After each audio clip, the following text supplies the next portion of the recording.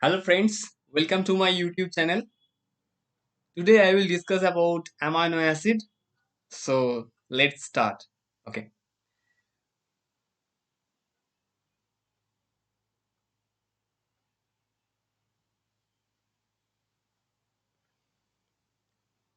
Okay. It is the overview of amino acids. We will cover in this session structure of amino acids, configurations, classifications of amino acids based on the chemistry of their side chains, charges on amino acids, and peptide bond. Okay. So start from structure of amino acid. Okay. So this is the amino acid structure. Okay. So now see the four component is here attached to the alpha carbon. So it is the alpha carbon, and at the left side of the alpha carbon the amino group is attached. At the right side of the alpha carbon a carboxylic group acid is attached. Carboxylic group attached, and at the below a side chain is attached, and at the top the hydrogen is attached. So it was the common structure of the amino acid, but there are some exceptions.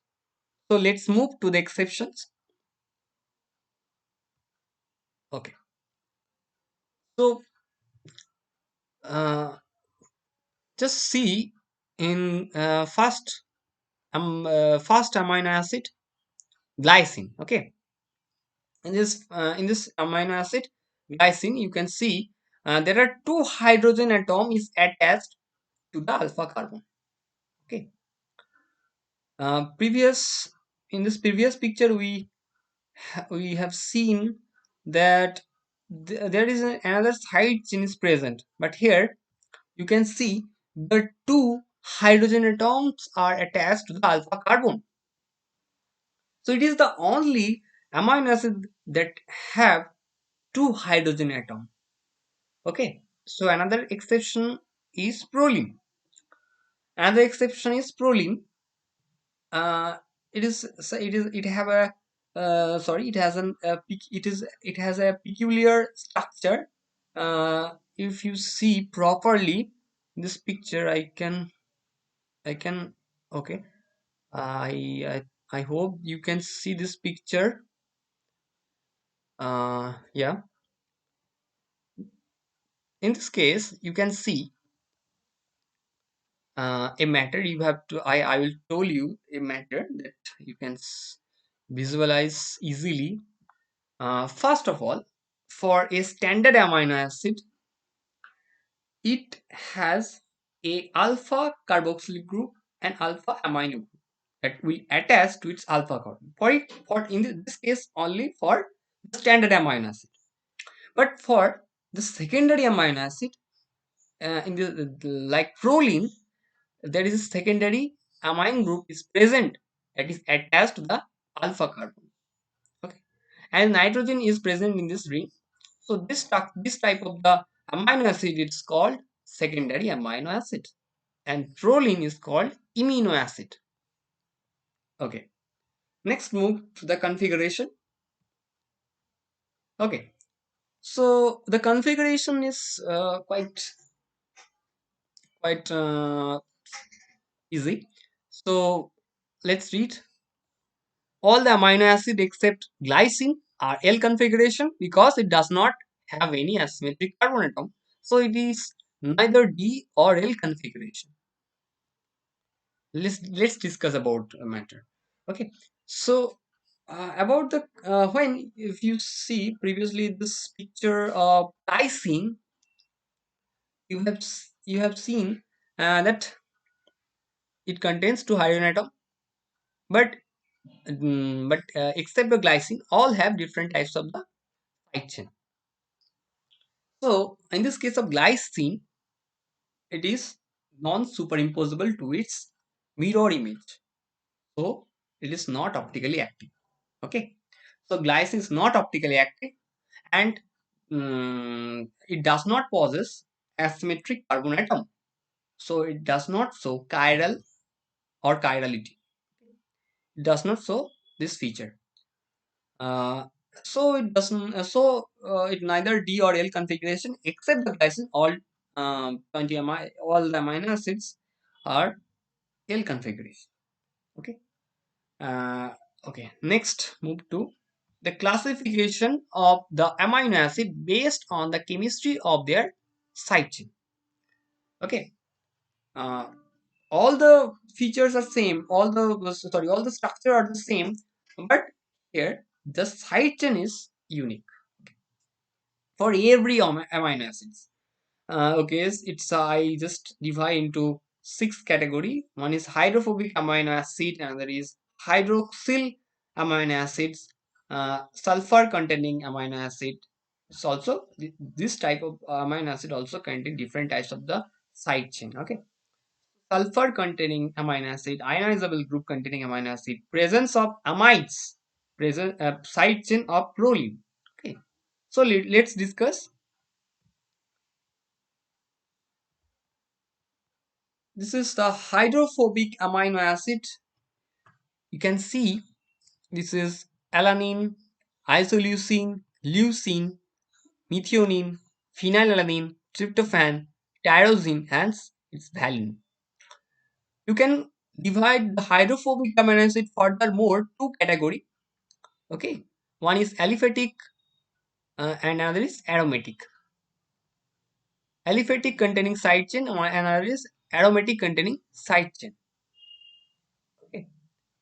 Uh, if you look in this picture, the chemical structure of the alanine, isoleucine, and leucine contains aliphatic side chain. Okay?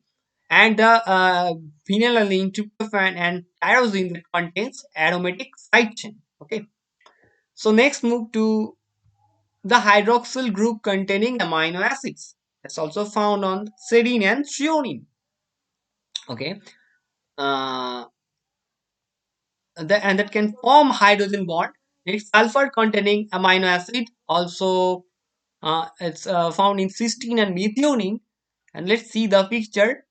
Okay, so this is methionine and this is cysteine. And in this case of methionine, you can see the sulfur is present in the side chain. And the cysteine, you can see is sulfur is attached with the hydrogen. Okay, so this is the chemical structure of methionine and cysteine. And now, if you think about the disulfide bond, then this cysteine molecules are attached by disulfide bond by releasing two hydrogen atom. Okay. Next, move to ionizable group containing amino acids.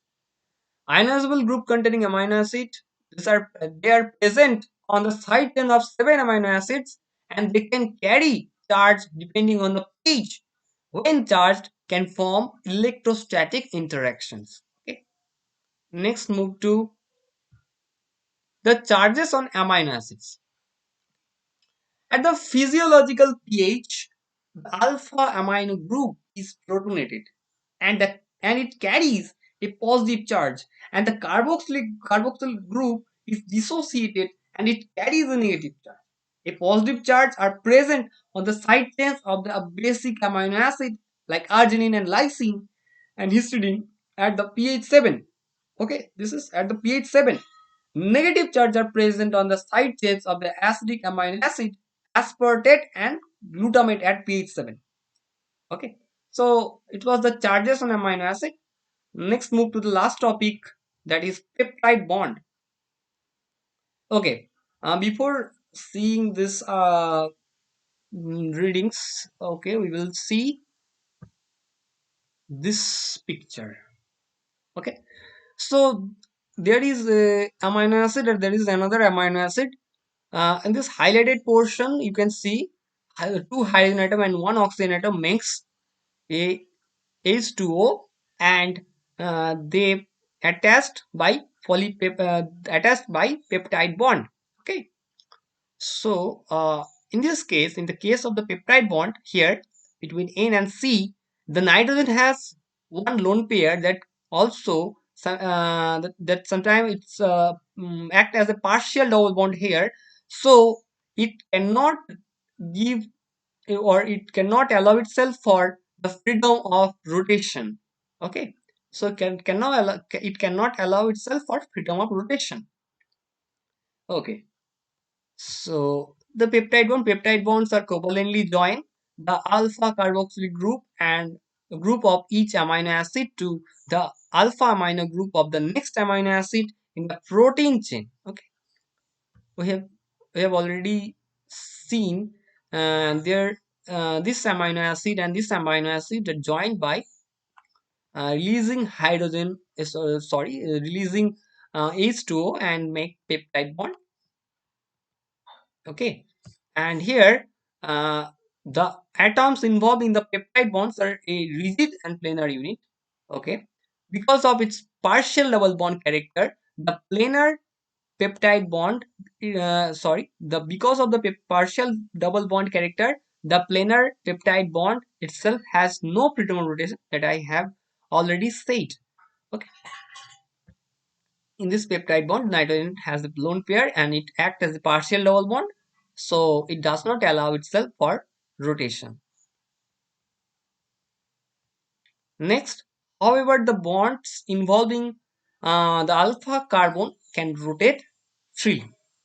Okay, so we have completed our session. So uh, next, there is nothing. Okay, so thank you for watching.